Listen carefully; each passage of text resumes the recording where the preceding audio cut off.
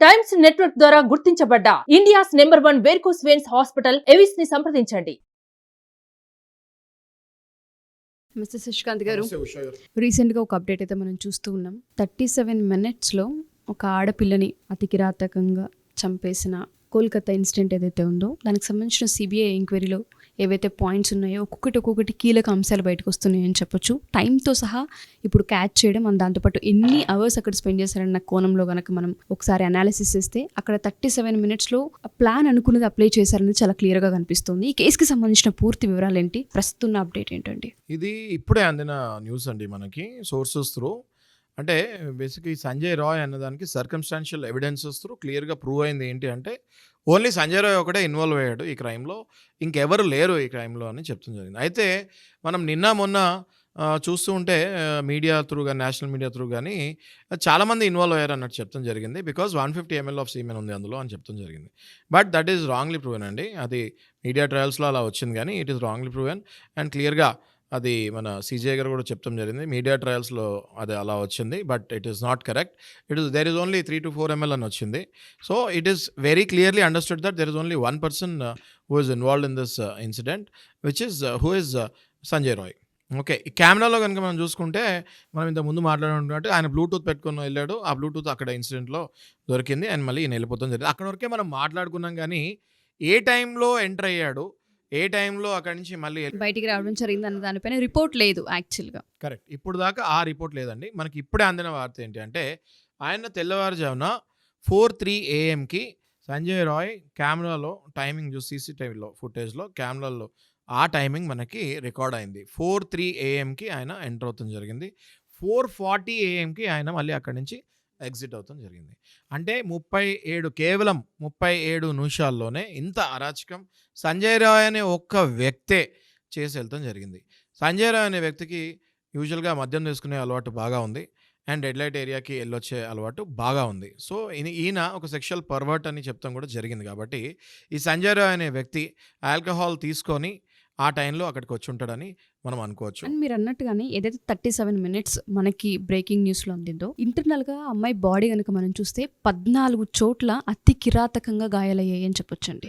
So అంటే ఒక plan ప్రకారం మాత్రమే తీసుకొని ముందుకెళ్లారని చెప్పొచ్చా? అంటే ఈ టైమింగ్ అండ్ ఈ అనాలిసిస్ని మనం చూసి యూజువల్గా ఏమవుతుందంటే అండి, ఇదంతా కూడా ఒక కిరాయి హంతకుడికి మర్డర్ చేయమని చెప్తే ఆ కిరాయి హంతకుడు వెళ్ళి ఓన్లీ మర్డర్ చేసేసి వచ్చేస్తారు.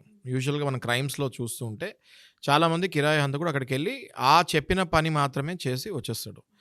ఈ కిరాయి హంతకుడు ఎంత నీచుడు అంటే డెఫినెట్గా ఇది ఈయన ప్లాన్ అయితే కాదు వెళ్ళి మర్డర్ చేయాలి అన్నది. He was told by someone else, he was hired by someone else. Okay, ఈయన అక్కడికి వెళ్ళి కేవలం మర్డర్ చేసేసి వచ్చేయాలి అన్నది that could have been the agreement in between hirer and higher.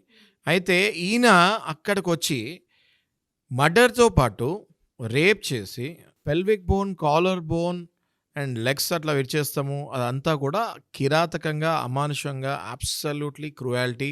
అందుకే ఆయనని సిబిఐ ఏమని పేర్కొంది అంటే he is monstrous, he doesn't have any emotions during the narration అని పేర్కొనడం జరిగింది సిబిఐ కూడా. And we felt very shocked and surprised after interrogating him అని చెప్తాం జరిగింది. అబ్నాక్షియస్లీ ఈయన అంత మాన్స్టర్స్ అండ్ అంత ఇమోషన్స్ లేకుండా నరేషన్ ఇచ్చినప్పుడు సిబిఐ వాళ్ళే షాక్ తిన్నారు. ఈయన అక్కడ చేసిన ఇన్సిడెంట్ ఇంకా మనం కళలో కూడా ఊహించలేని రకంగా ప్రవర్తించి ఉంటాడు. ఈ 37 నిమిషాల్లో ఈయనని కేవలం వెళ్ళి అక్కడికి వెళ్ళి మర్డర్ చేసేసి రమ్మంటే, అయితే ఈయనకున్న మాన్స్టర్స్ బిహేవియర్, ఈయనకున్న సైకోపాత్ క్యారెక్టర్, ఈయనకున్న క్రిమినల్ హిస్టరీ ఇవన్నీ కంపేర్ చేసుకుంటే మనము ఈయన అక్కడికి వెళ్ళి వాళ్ళు చెప్పింది ఒకటి, ఈయన అక్కడికి వెళ్ళి చేసింది ఒకటి. ఇప్పుడు వీళ్ళందరికీ మెడ చుట్టూ ఉచ్చి ఎందుకు బిగించుకుంది అంటే వీడు దాన్ని అంత కిరాతకంగా రేప్ చేసి మర్డర్ చేసడంలో కూడా కిరాతకంగా చేయబట్టి ఇది వాళ్ళు చెప్పింది ఒకటి, వీడి ఇక్కడికి వచ్చి ఎగ్జిక్యూట్ చేసింది చాలా సాడిస్టిక్గా ఆ సైకో ప్లెజర్ తోటి పర్ఫామ్ చేస్తాం జరిగింది. కాబట్టి ఇది ఇంత రచరచ అయ్యి ఇది ఇంత ఇవాళ national issue, world issue, burning టాపిక్గా తయారైంది. ఓకే, జనరల్గా అయితే ఇట్లా జరగదండి. If it is only a murder ఇట్లా జరగదు. ఈడు ఎవరైతే ఈ సంజయ్ రాయ్ ఉన్నాడో వీడి psychopathic character, criminal history, obnoxious monsters behaviour వల్ల ఇట్లా జరిగిందని చెప్తానులో మనకి 1% కూడా డౌట్ లేదు. సో ఎప్పుడైతే ఈయన ఇది పర్ఫామ్ చేసి 4:40 AM అక్కడి నుంచి వెళ్ళాడో 4:40 AMలో మళ్ళీ అది కెమెరాలో రికార్డ్ అవుతాం జరిగింది. ఈ 37 మినిట్స్లో ఇదంతా చేస్తాడనేది జస్ట్ మనకి ఇప్పుడే అందిన వార్త. కపుల్ ఆఫ్ అవర్స్ బ్యాక్ మనకి రిలయబుల్ సోర్సెస్ త్రూ వచ్చిన ఇన్ఫర్మేషన్ ఇది. అయితే ఇది మనం చూసుకుంటేనండి, ఇవాళ ఈయనకి సిబిఐ కోర్టు ఏదైతే తీసుకుందో కస్టడీకి, ఇది ఇవాళతోటి ఎండ్ అవ్వాలి. ఎవరికి? సంజయ్ రాయ్కి ఇవాళ కోర్టులో ప్రవేశపెడుతున్నారు. But I feel personally that they might ask few more days for interrogation, though they have declared. ఇంకొంచెం టైం పట్టే అవకాశం ఉందా? యా ఉందండి. Because though they have come to a conclusion that Sanjay Roy is the only sexual pervert who got involved in this incident, and though the CBI has confirmed it and concluded it, వాళ్ళకి ఇంకా information రావాల్సి వస్తుందేమో, ఇంకొన్ని రోజులు కస్టడీలోకి తీసుకుంటా అనిపిస్తుంది. ఎందుకంటే నిన్న రాత్రి సంజయ్ ఘోష్కి ప్లస్ ఈ అమ్మాయి ఎవరైతే చనిపోయారో ఆ అమ్మాయి ఫ్రెండ్స్ ఒక 4-5 ఎవరైతే చివరి రోజు కలిసి ఉన్నారో అప్పటి వరకు అమ్మాయితోటి, ఎవరైతే వదిలేసి అక్కడి నుంచి వెళ్ళిపోయారో వాళ్ళకి లై డిటెక్టింగ్ పర్మిషన్ వీళ్ళు ఏదైతే సిబిఐ అప్లై చేశారో అది వస్తాం జరిగింది.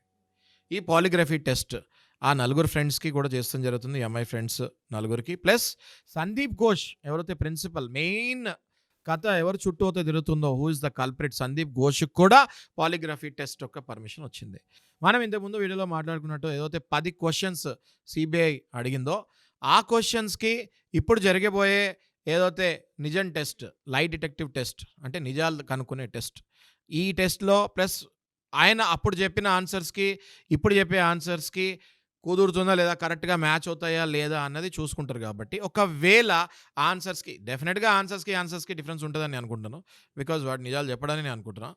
సో ఈ పాలిగ్రఫీ టెస్ట్లో ఒకవేళ నిజాలు దానికి దీనికి ఏమైనా ఆన్సర్స్ మిస్ మ్యాచ్ అయ్యి నిజాలు బయటకు వస్తే దానికి తగ్గట్టు మళ్ళీ ఇక్కడ సంజయ్ రాయ్ని మళ్ళీ క్వశ్చన్స్ అడగాల్సి వస్తుంది. కాబట్టి ఇంకా సిబిఐ కస్టడీలోనే ఇంకా కొన్ని రోజులు ఉంచుకొని పర్ఫెక్ట్గా ఇన్వెస్టిగేషన్ చేసి మన ప్రజలందరికీ రిపోర్ట్ ఇస్తారని అనుకుంటున్నామండి. అండ్ మీరు ఏదైతే అని చెప్పారో 37 మినిట్స్ అనేది వింటుంటేనే భయంకరంగా ఉంది. హాఫ్ అన్ అవర్ ఆ అమ్మాయి చూసిన నరక యాతన ఏదైతే ఉంటుందో ఏ ఆడబిడ్డకి రాకూడదని కోరుకోవాలి. అండ్ సిబిఐ ఎంక్వైరీ ఏదైతే ఉందో ఇంకొంచెం మెమోరం చేసి జస్టిస్ త్వరగా వచ్చేలాగా చూడాలని కోరుకుందాం. అండ్ నెక్స్ట్ అప్డేట్ ఏంటో కూడా ఒకసారి తెలుసుకుందాం. Thank you sir, thank you so much. Suman టీవీలో మీ పర్సనల్ అండ్ బిజినెస్ ప్రమోషన్స్ కోసం కింది నెంబర్కి కాంటాక్ట్ చేయండి.